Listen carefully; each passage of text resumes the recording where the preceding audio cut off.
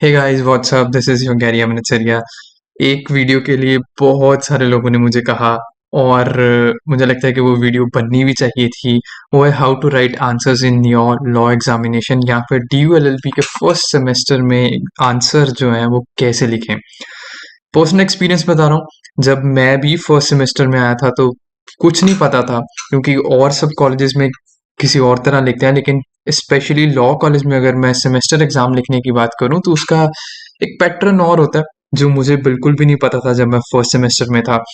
ना ही कुछ ज़्यादा कहीं से पता लग सका, बस इधर उधर से छोटा मोटे जो भी नोट्स मिले या कहीं से भी कुछ भी मिला, उसके अकॉर्डिंगली हम सब ने, जितने भी हम फर्स्ट सेमेस्टर में थे, हम सब ने वो आंसर्स लिखे। लेकिन आपको वरी करने की ज़रूरत बिल्कुल भी नहीं है, क्योंकि आपके लिए मैं हूँ और ये वीडियो के थ्रू मैं आपको पूरी तरह समझाने की कोशिश करूंगा कि कैसे हम एक अच्छे आंसर्स और किस पैटर्न में हम आंसर लिखें। मैं पहले ही बता रहा हूँ आपको कि मैं इसमें कुछ समझा नहीं रहा, कुछ लीगल नहीं बता रहा, सिर्फ और सिर्फ एक पैटर्न बताने की कोशिश करूंगा इजी लैंग्वेज में, ताकि हम जो एग्जाम्स हमारे जो मई में आ रहे हैं, ऑफ कोर्स मेरे भी एग्जाम्स हैं और आप सब जो फर्स्ट सेमेस्टर में हैं उनके भी एग्जाम्स होंगे, तो वो आंसर्स कैसे लिखने हैं मैं सिर्फ और सिर्फ आपको ये समझाने की कोशिश करूंगा और कुछ भी नहीं। तो उसके लिए मैं कुछ एग्जांपल्स लूँगा।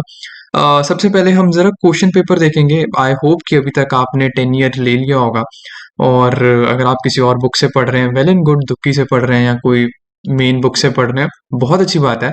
लेकिन 10 ईयर ज़रूर देखना, मेरी पर्सनल एडवाइस है। सब कुछ पढ़ो, कोई दिक्कत नहीं है, दुक्की पढ़ो, ये पढ़ो, लेकिन एग्ज़ाम से पहले या 1 मंथ पहले 10 ईयर ज़रूर पढ़ना। आपकी एग्ज़ाम्स में बहुत, सेमेस्टर एग्ज़ाम्स में तो बहुत हेल्प करने वाला है। वही मेन मतलब आपको सपोर्ट करेगा। तो 10 ईयर ज़रूर ले लेना अगर आपने ले ही नहीं लिया, लेकिन उम्मीद करता हूँ कि अभी तक आपने ले लिया होगा। तो पहले तो ज़रा ना एक बारी हम क्वेश्चन पेपर देख लेते हैं। ये 2022 अप्रैल 22 का क्वेश्चन पेपर है, लॉ ऑफ क्राइम्स का, मतलब आईपीसी का 1 का। 3 घंटे का पेपर होता है गाइस। मैक्सिमम नंबर्स जो होते हैं वो 100 होते हैं। ग्रेजुएशन, ड्यू ग्रेजुएशन में क्या होता है ना कि हमें अटेंडेंस के नंबर मिलते हैं, लेकिन प्रोफेशनल कोर्स मतलब पीजी में या लॉ में ऐसा कुछ नहीं है, आपको क्वेश्चन पेपर ही 100 मार्क्स का आता है। तो इसमें ईच क्वेश्चन 25 मार्क्स का होता है, मतलब एक क्वेश्चन 25 मार्क्स का, और टोटल 6 क्वेश्चंस हैं। अटेम्प्ट करने हैं 4 क्वेश्चंस, मतलब आउट ऑफ 6 हमें 4 क्वेश्चंस ही अटेम्प्ट करने हैं। और इंग्लिश और हिंदी में लिख सकते हैं, लेकिन गाइस आई एडवाइस कि अगर आप इंग्लिश में लिख सकें तो इट्स बेटर, लेकिन आप हिंदी में भी लिखते हैं कोई दिक्कत नहीं है। जो भी इस वीडियो में बताऊंगा वो आप हिंदी में ट्रांसलेट कर लेना, पैटर्न वही रहेगा। बस सेम मीडियम फॉलो करना थ्रू आउट द पेपर, कि अगर आपने इंग्लिश में स्टार्ट किया तो इंग्लिश में ही करना, और अगर आपने हिंदी में स्टार्ट किया तो हिंदी में ही करना।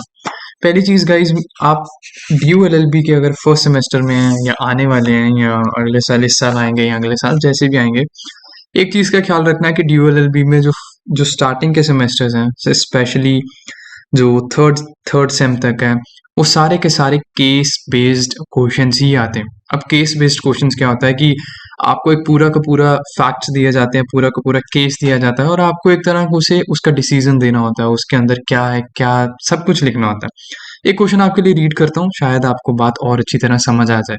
जैसे एक क्वेश्चन है, A insured B, a kid of 12 years, in a large sum of money, and thereafter to claim that money he gave him poisoned sweet meat, so हलवा। सो एक ये फैक्ट दिया गया है कि एक किड था 12 साल का, लार्ज सम ऑफ मनी, इसमें जो कीवर्ड्स हैं पॉइजनड हलवा, मतलब स्वीट मीट जिसे हम हलवा कहते हैं। Be ate some of it and not liking the taste, he took it to an isolated unfrequented place and threw it in a bush. After an hour or so, see another kid of the same village happened to pass through that place. C somehow found that sweet meat, picked it up and consumed it. B survived, but C died as a result of the poisoning. Decide the liability of A, if any, for the death of C with the help of a relevant case law.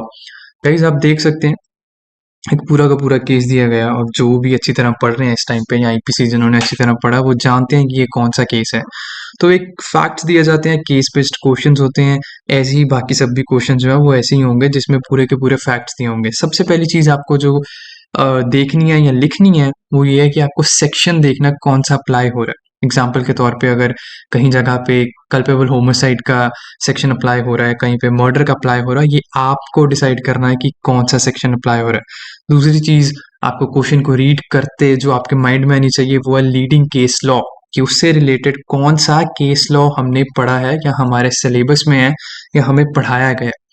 Example के through इसको और ज़्यादा अच्छी तरह समझने की कोशिश करते हैं। मेरे पास एक आंसर शीट है, ये पिछले साल की आंसर शीट है, और जब आंसर्स लिखे गए थे ऑनलाइन तो ये तब की आंसर शीट है, इसीलिए उसमें से एक मुझे आंसर मिल गया और इसी जो अभी हमने क्वेश्चन रीड किया है ये उसी का आंसर है। मैटर के ऊपर मत जाना, पैटर्न के ऊपर जाना। तो जैसे कि हम सब जानते हैं कि ये क्वेश्चन जो ये सारा का सारा केस लॉ है, इसमें जो सेक्शन अप्लाई होंगे वो एक कल्पेबल होमिसाइड का होगा और एक मर्डर का होगा।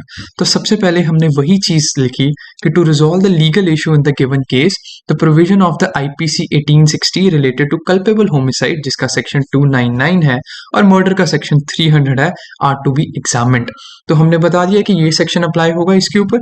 दूसरी चीज हमने उसके बाद सेक्शंस की डेफिनेशन देनी है। एग्जाम्पल के तौर पे होमिसाइड, कल्पेबल होमिसाइड की डेफिनेशन दे दी, या फिर हमने मर्डर की डेफिनेशन दे दी जो कि बेयर एक्ट से दी होगी। मतलब हम एग्जैक्टली तो नहीं रट सकते हर चीज लाइन टू लाइन, लेकिन कीवर्ड्स के ऊपर फोकस जरूर करना। जो भी बेयर एक्ट में कीवर्ड्स हैं, इंपॉर्टेंट वर्ड्स हैं, वो आपके आंसर शीट में होने चाहिए। तो उसके बाद हमें मैटर लिखना है उसके बारे में। इजी लैंग्वेज में बताऊं तो देखो, मैटर बहुत सारी जगह से मिल जाता है। DULLB में जो पढ़ रहे हैं उनके लिए तो अच्छी एक चीज़ है कि दुक्की मिल जाती है। दुक्की में से बहुत सारा मैटर हर चीज़ के बारे में मिल जाता है। तो आप दुक्की में से जो मैटर है, जैसे एग्जांपल के तौर पे इन्होंने लिखा है कि unlawful homicide includes this and this, उसको उसके बाद होमिसाइड के बारे में थोड़ा सा एक्सप्लेन कर दिया, उसके इम्पोर्टेंस बता दिए, उसके अंदर क्या क्या चीज़ें हैं, एसेंशियल्स बता दी चीज़ें।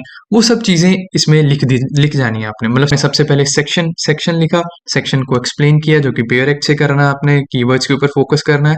उसके बाद आपने उसके बारे में और एक्सप्लेन कर दिया, मैटर लिख दिया।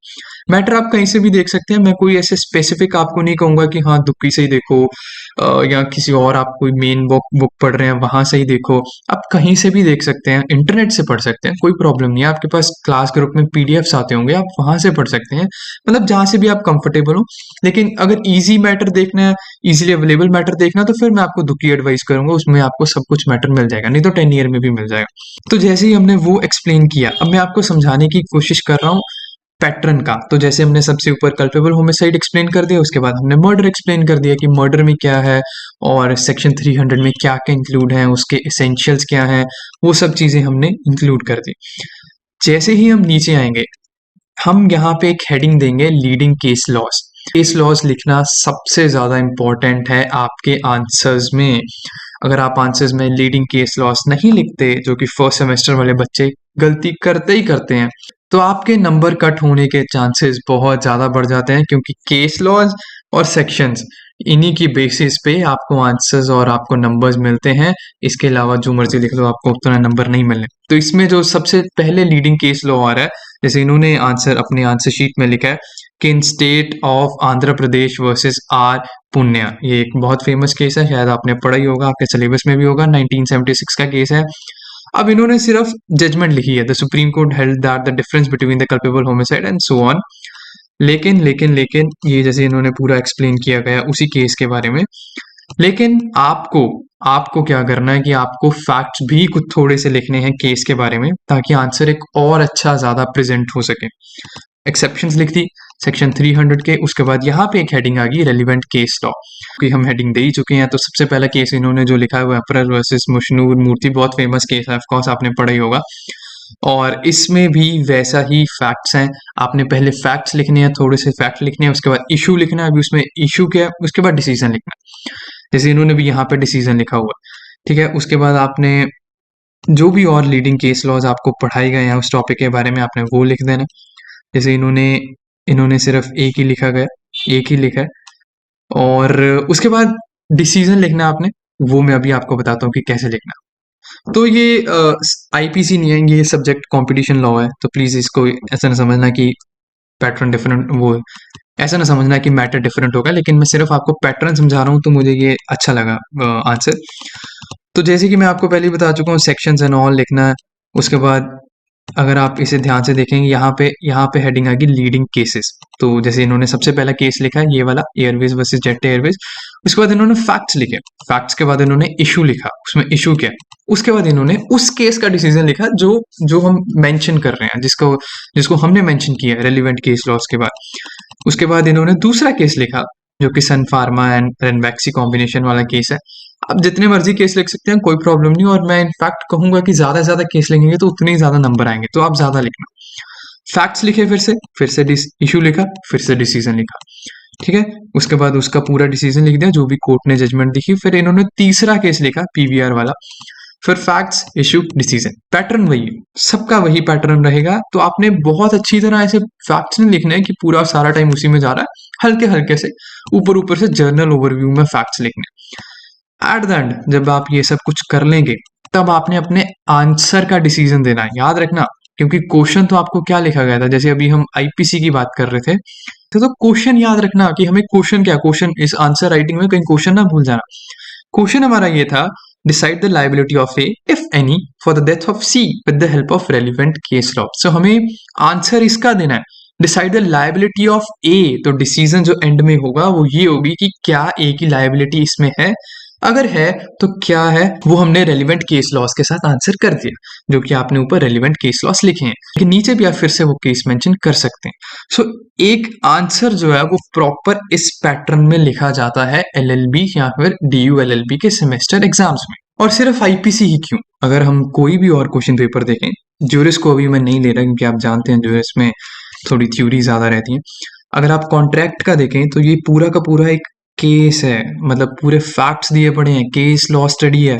सेकंड क्वेश्चन भी वैसे ही, थर्ड क्वेश्चन भी वैसे ही है, लेकिन एक क्वेश्चन में बहुत सारे क्वेश्चंस पूछे होते हैं। जैसे एग्जांपल के तौर पे यहाँ पे ऊपर तो इन्होंने लिख दिया, सारा केस लिख दिया, सो ऑन, लेकिन क्वेश्चंस एक में ही बहुत सारे हैं। जैसे choose one side to represent as counsel and give your arguments in support of that side, also give the probable counter argument from the other side. So दो क्वेश्चंस हैं, एक उनके फेवर में आर्ग्यूमेंट करना, दूसरा उनके काउंटर में argument करना। आप दोनों को आंसर करोगे। अगर आपने सोच लिया कि मैंने सिर्फ इस पार्ट का आंसर कर दिया तो आपको नंबर्स भी हाफ मिलेंगे, और अगर आपने सोच लिया कि आपने सिर्फ इस पार्ट का कर दिया तब भी हाफ ही मिलेंगे। दोनों का आंसर करना है। टाइम सबसे इंपॉर्टेंट, आपकी स्पीड होनी चाहिए, तभी आप कर पाएंगे। तो मैं सिर्फ ये समझा रहा हूँ कि ऐसे ही केस स्टडीज आएंगी, ऐसे ही आपको केस लॉज आएंगे, क्वेश्चंस आएंगे, आपने रेलिवेंट केस लिखना है, सेक्शन लिखना है, बीच में जो मैटर होगा वो आप कहीं से भी देख सकते हैं, वो बॉडी होगी, शेल्स लिखने हैं, एग्जांपल्स लिखनी है, एंड में डिसीजन लिखना। डिसीजन मतलब वही होगा जो क्वेश्चन पूछा गया आपके एंड में। ये जैसे ये भी एक क्वेश्चन पेपर है, ये अपना टॉट का क्वेश्चन पेपर है, यहाँ भी अपने वही है, केस स्टडीज ही है, केस बेस्ड ही है। अगर हम फैमिली लॉ का देख लें, फैमिली लॉ 1 का, वो भी सेम है। तो मैं सिर्फ आपको इतना समझाने की कोशिश कर रहा हूँ कि गाइज आपकी दो चीजों पे पकड़ बहुत ज्यादा होनी चाहिए। पहला, बेरेक का सेक्शन। मैं ये नहीं कहता कि पूरा का पूरा रट दो, एक word to word, line to line रट दो, लेकिन कीवर्ड्स के ऊपर फोकस होना चाहिए क्योंकि वही आंसर्स में लिखनी है। दूसरे चीज के ऊपर जो फोकस होना चाहिए वो आपका केस है, केसेस है, रेलिवेंट केसेस जो भी आपके सिलेबस में है उनको तो रट जाओ, पी जाओ, फैक्ट्स याद कर लो, डिसीजन याद कर लो, और जजेस के अगर आपको नाम याद हो, वेल एंड गुड, उससे अच्छी तो कोई चीज ही नहीं है। पूरा का पूरा केस रेफरेंस में लिखना, रेलिवेंट केस लॉज हेडिंग देके पूरा का पूरा उसमें लिख देना, केस लिख देना, हेडिंग मतलब उसका नाम लिखना है केस का, उसके बाद उसके फैक्ट्स लिखने हैं, इशू लिखना है, डिसीजन लिखना, और एट द एंड अपने जो क्वेश्चन है उसका डिसीजन लिखना है, वो भी बहुत जरूरी है, कहीं वो ना भूल जाना। तो गाइज ऐसे ही लिखने हैं फर्स्ट सेम के जो जो आंसर्स हैं वो ऐसे ही लिखने हैं। मैं आपको सब कुछ बता ही चुका हूँ, बाकी और कुछ भी आप पूछना चाहें आप प्लीज़ मुझे कमेंट सेक्शन में लिख देना, मैं उसका आंसर ज़रूर करूँगा। तो और कोई आपका क्वेश्चन हो, डाउट हो, कुछ भी हो, आप ऑफकोर्स मुझसे लॉ फैकल्टी में मिलते भी हैं और तब भी पूछ सकते हैं, नहीं तो आप यहाँ भी नीचे लिख सकते हैं। तो इस वीडियो के लिए इतना ही रखते हैं दोस्तों, और अगर आपको जो भी जानना हो मुझे बता देना। Thank you.